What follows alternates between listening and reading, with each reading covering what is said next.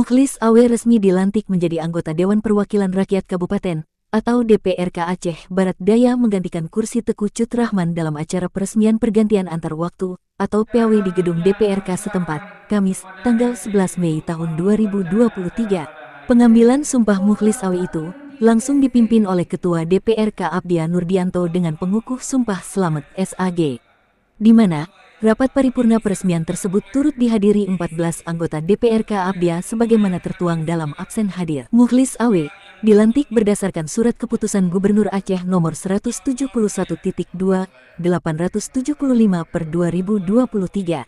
Sementara SK Gubernur Aceh terkait pemberhentian Cut Rahman tertuang dalam nomor 171.3/874/2023. Dalam hal itu dibacakan oleh Sekretaris Dewan, Sekwan, Abdia Amiruddin Spede. Ketua DPRK Abdia Nurdianto didampingi Wakil Ketua Syarifuddin dan Hendra Fatli SH, mengucapkan terima kasih yang tak terhingga atas dedikasi Cut Rahman dalam menjalankan tugas sebagai anggota Dewan di Kabupaten Abdia. Hal sebaliknya, Nurdianto juga memberikan ucapan selamat kepada Mukhlis Awe yang baru saja dilantik agar dapat menjalankan amanah sebagaimana yang telah diatur dalam perundang-undangan untuk menjalankan aspirasi rakyat. Sementara itu, Sekda Abdia Salman Al-Farisi ST dalam amanat PJ Bupati Darmansah menyampaikan, PAW anggota DPRK Abdia sisa masa jabatan tahun 2019 sampai tahun 2024 yaitu penggantian Teku Cut Rahman yang digantikan oleh Mukhlis Awe dari Partai Nanggro Aceh atau PNA sebagai anggota legislatif, bahwa tugas dan kewajiban dalam membela kepentingan rakyat akan sangat berat dan menuntut pengabdian total.